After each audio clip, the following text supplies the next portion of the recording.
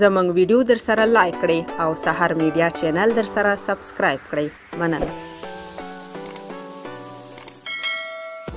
وایي یوه ورځ یو یهودي له خپل کور نه په دې نیت ووت چې راځه مسلمانانو ته په دین کې شکونه پیدا کړم. نو لاره کې روانو چې له یوه شپون سره مخ شو. نو له ځان سره یې وویل چې راځه له دغه بې علمه څخه یې شروع کړم. نو دا یهودي شپون ته ورنږدې شو او ورته یې وویل یوه خبره درته وکړم که چېرته یې منې. نو شپانه ورته وویل چې وایه څه وایې. نو یهودي ورته وویل چې په قرآن کریم کې ډیر آیاتونه تکراري راغلي او همداشان بعضې کیسې بې فایدې راغلي دي.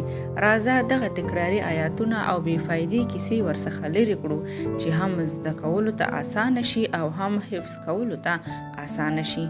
نو شپون ورته وویل چې ستا په وجود او بدن کې خو هم تکراري اندامونه دي لکه دوه سترګې، دوه غوږونه، لاسونه، پښې او داسې نور. نو راځه اول ستا له بدن څخه تکراري اندامونه لرې کړو چې وجود دې سپک شي، بیا به له قرآن کریم نه تکراري آیاتونه لرې کړو. نو یهودي شرمنده شو او له ځان سره یې وویل چې دا خو هغه بې علمه سړی و. داسې ځواب یې راکړو نو د عالم او هوښیار به یې څه حال وي.